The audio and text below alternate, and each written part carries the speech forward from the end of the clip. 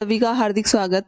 आज की इस क्लास में हम छायावाद के आधार स्तंभों में से एक सूर्यकांत त्रिपाठी निराला जी की प्रसिद्ध और पहली कविता जूही की कली को पढ़ेंगे, इसके अर्थ को समझेंगे।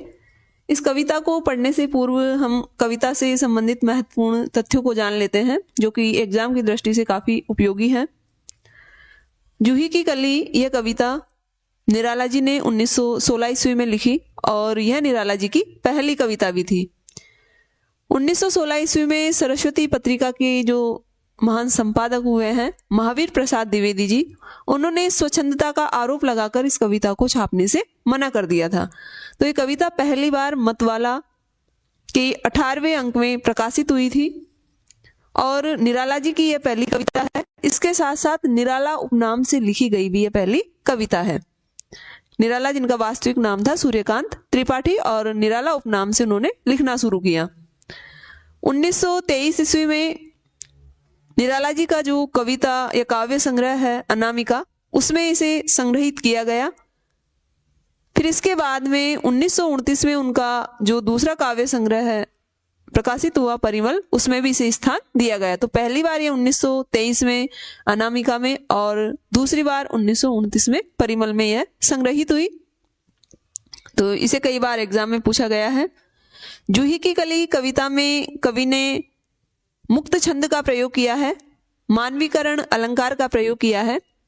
प्रकृति का कवि ने मानवीकरण किया है, अर्थात मानवीकरण जो अलंकार है उसमें जो निर्जीव वस्तुएं हैं, प्रकृति की जो चीजें हैं जैसे वनस्पति, पेड़ पौधे, पशु पक्षी, इन पर मानवीय भावों का आरोप कर दिया जाता है। उन्हें मानव की भांति क्रियाएं करते हुए, जैसे मानव की तरह हंसते हुए, खेलते हुए, इस तरह से दिखाया जाता है।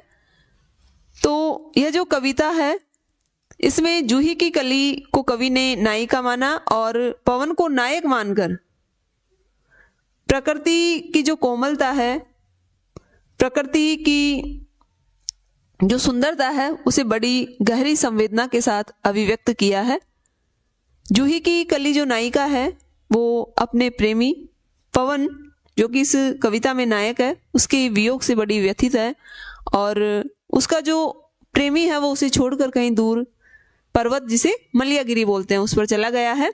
तो इस कविता में जूही की कली है उसकी विरह को, फिर नायक और नायिका के मिलन को बड़े ही सुंदरता और बड़ी संवेदना के साथ कवि ने दिखाया है। चलिए अब हम कविता पढ़ते हैं और उसके अर्थ को समझते हैं। विजन वन वल्लरी पर सोती थी सुहाग भरी, स्नेह स्वप्न मग्न अमल कोमल तनु तरुणी, जूही की कली द्रग बंद किए शिथिल पत्रांक में, वासंती निशा थी विरह विधुर, प्रिया संग छोड़ किसी दूर देश में था पवन, जिसे कहते हैं मलिया नील। कवि चित्रण कर रहा है, बता रहा है कि जो नायिका है जूही की कली वो विजन वन, विजन का मतलब जन से रहित, लोगों से रहित, अर्थात निर्जन स्थान, सुनसान स्थान। तो कोई विजन वन है, कोई निर्जन वन है, उसमें वल्लरी पर, वल्लरी का अर्थ होता है बेल या लता। तो किसी बेल पर सोती थी कौन? जूही की कली। और कैसे सो रही है वो? सुहाग भरी, सुहाग से भरी हुई, स्नेह, स्नेह से युक्त, स्वप्न भग्न, भग्न की जगह यहाँ पे होगा मग्न शब्द, स्वप्न मग्न, स्वप्नों में मग्न, स्वप्नों में खोई हुई। और युवती कैसी है? अमल, अमल यानी होता बिल्कुल स्वच्छ या बिल्कुल सफेद, कोमल, तनु यानी पतली, तरुणी यानी युवावस्था को प्राप्त, अर्थात युवती। तो जो जूही की कली है वो सुहाग से भरकर, स्नेह से युक्त होकर और स्वप्नों में मग्न होकर, और जो कैसी है? बिल्कुल स्वच्छ, कोमल, पतली सी वह युवती किसी निर्जन वन में किसी लता पर सोई हुई है। और द्रग बंद किए हुए, सोते हुए उसने क्या? अपने द्रग यानी नेत्रों को बंद किए, बंद कर रखा है, अर्थात वो आंखें बंद करके सो रही है। शिथिल होकर, पत्रांक, पत्रांक यानी पत्तों की, अंक यानी होता गोद, तो पत्रांक पत्तों की गोद में, जो वह वल्लरी है उसके पत्तों की गोद में वह शिथिल होकर सोई हुई है। और जिस रात में वह सो रही है वो रात कैसी है? वासंती निशा थी, निशा यानी रात, वासंती वसंत ऋतु, और वह वसंत ऋतु की रात थी। विरह विधुर, विधुर वैसे उस व्यक्ति को बोला जाता है जिसकी पत्नी मर गई हो, लेकिन यहाँ पर विरह विधुर आया नायक पवन के लिए। और जो उसका नायक है वो प्रिया संग छोड़, अपनी प्रिया को, अपनी प्रेमिका का साथ छोड़कर किसी दूर देश में था पवन। नायक का नाम ही आया पवन, जो वायु है। तो जो पवन है, जो उसका प्रेमी है, इस कविता में जो नायक है वो अपनी प्रेमिका जूही की कली का साथ छोड़कर किसी दूर देश में चला गया है। और उस देश को क्या कहते हैं? मलया नील, अर्थात मलया नील नामक जगह पर, मलयागिरी पर्वत पर वो चला गया है। तो एक तरफ तो जूही की कली अपने प्रेमी के विरह से व्याकुल है, दूसरी तरफ जो पवन है वह भी वहां जाकर अपनी प्रेमिका को याद कर रहा है और उससे मिलने के लिए वो तड़प उठता है।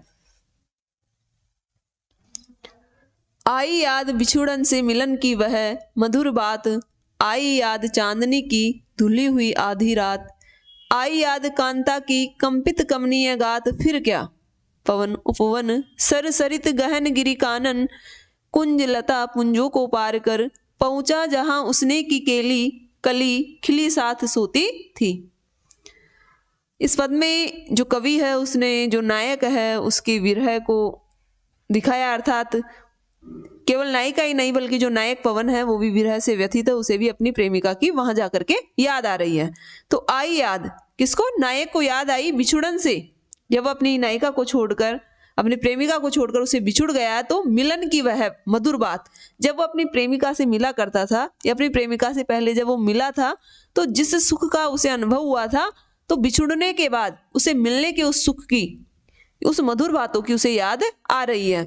आई याद चांदनी की, जिस चांदनी रात में अपनी प्रेमिका से मिला था उस चांदनी रात की उसे याद आ रही है। धुली हुई के बिल्कुल स्वच्छ धुली हुई सी चांदनी रात की आधी रात, जिस आधी रात मतलब रात जब आधी गुजर जाती है उसके बाद वो अपनी नायिका से मिला था, तो उस आधी रात की जो चांदनी के समान बिल्कुल धुली हुई एकदम स्वच्छ रात थी उसकी उसे याद आ रही है। आई याद कांता, कांता का अर्थ होता है स्त्री, और यहाँ कांता शब्द आया जूही की कली के लिए, और उस जूही की कली, उस कांता की याद आई जो कंपित कमनीय गात, कमनीय यानी होता है सुंदर और गात यानी होता है शरीर, और कंपित मिलन के कारण, जो स्पर्श के कारण जो एक तरह से शरीर में कंपन उत्पन्न होता है। तो नायक जब नायिका से मिला था तो उसके शरीर में भी एक तरह का कंपन उत्पन्न हुआ था। तो कमनीय गात कंपित, कि उस नायक को नायिका के सुंदर शरीर के उस कंपन की याद हो आई जब वह उससे मिला था। तो फिर क्या, जब उसे इस तरह से याद आ रही है तो फिर क्या हुआ? जो नायक है पवन, वो उपवन सर, उपवन सर यानी तालाब, सरित नदियां, गहन गिरी कानन, गिरी यानी पर्वत, कानन यानी जंगल, कुंज लता, कुंजों को, लता को, पुंजों को पार करते हुए, अर्थात वो अपनी नायिका से मिलने के लिए आ रहा है। और रास्ते में क्या क्या आ रहे हैं? उपवन है, सर है, तालाब है, सरिताएं नदियां हैं, गहन जो पर्वत है, जंगल है, कुंज है, लताएं हैं, पुंज हैं, जो भी बाधक चीजें आ रही है उन सबको पार करते हुए वह पहुंचा। कहाँ पे पहुंचा? जहाँ उसकी नायिका, उसकी प्रेमिका जूही की कली सो रही है, जहां उसने की केली, केली यानी प्रेम क्रीड़ा करना, जहां पर उसने अपनी नायिका के साथ प्रेम क्रीड़ाएं की थी वहां पर वो आ पहुंचा। कली खिली साथ सोती थी, और देखा उसने वहां करके कि जो नायिका है वो क्या कर रही है? सोती थी, सो रही थी। जाने कहो कैसे प्रिय आगमन वह, तो जब नायक नायिका से मिलने के लिए आया उस दौरान नायिका, हमने पहले पढ़ लिया कि वो पत्तों की गोद में सपनों में मग्न होकर सोई हुई थी। तो जानो कहो, वह कैसे जान पाती कि प्रिय आगमन वह, कि उसका जो प्रिय है, जो प्रेमी है, उसे मिलने के लिए आया है। तो नायक के चूमे कपोल डोल उठी वल्लरी की लड़ी जैसे हिंडोल, इस पर भी जागी नहीं चूक क्षमा मांगी नहीं, निंद्रालस बंकिम विशाल नेत्र मूंदे रही, किनवा मतवाली थी यौवन की मदिरा पिए कौन कही। जो नायक नायिका से मिलने आया है, नायिका सो रही है, तो नायक ने चूमे कपोल, नायक ने उस नायिका के कपोल यानी गालों को चूम लिया। डोल उठी वल्लरी की लड़ी, तो जैसे ही नायक ने नायिका को चूमा तो जिस वल्लरी पर, जिस बेल पर वो लेटी हुई थी, उस वल्लरी की लड़ी एकदम से डोल उठी, हिलने लगी। हिंडोल, हिंडोले की भांति, जिस तरह से झूला अर्थात हिंडोला हिलता रहता है, उसी प्रकार वो जो वल्लरी है, वो लता है, उसकी लड़ी हिल उठी। लेकिन इस पर भी जागी नहीं, लेकिन जो नायिका वो तो गहरी नींद में है। इतना होने के बाद जब नायक ने उसके गालों को चूम लिया उसके बाद भी वो नहीं जागी, और चूक क्षमा मांगी नहीं, और नायक से वह कोई क्षमा भी नहीं मांग रही, क्योंकि गलती क्या की है कि नायक आ गया है, इतनी दूर से उससे मिलने के लिए आया हुआ है, फिर भी वह सो रही है और वह उठी नहीं, तो जो गलती की है उसके लिए भी उसने क्षमा नहीं मांगी। मांगती भी कैसे, क्योंकि अभी भी वो गहरी निद्रा में है। निंद्रालस, निंद्रा के कारण जो आलस से युक्त बंकिम यानी अपने जो टेढ़े विशाल नेत्र मूंदे रही, अपने बड़े बड़े नेत्रों को वह मूंदे रही, बंद किए रही। कि वह मतवाली थी, क्या वो मतवाली मदमस्त थी? यौवन की मदिरा पिए, ऐसा लग रहा था क्या वह यौवन की जो मदिरा उसका पान करके मतवाली बनी हुई थी। अर्थात मदिरा पीने के बाद व्यक्ति को एक तरह का नशा हो जाता है, तो यहाँ नायिका को नींद का नशा छाया हुआ है। तो कवि यही कह रहा है, क्या वह यौवन रूपी मदिरा का पान करके मतवाली बनी हुई थी? कौन कहे, इस बात को कौन कह सकता है?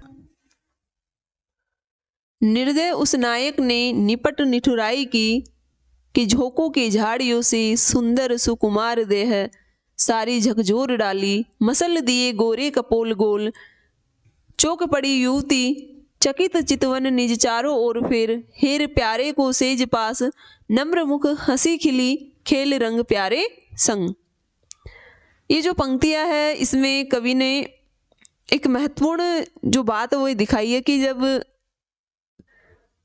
एक स्त्री है या जो नायिका है वो प्रेम में रत होती है तो वो बड़ी धैर्यशील रहती है, पुरुष के स्पर्श से वो आनंद का अनुभव करती है और वो अपने धैर्य को नहीं छोड़ती।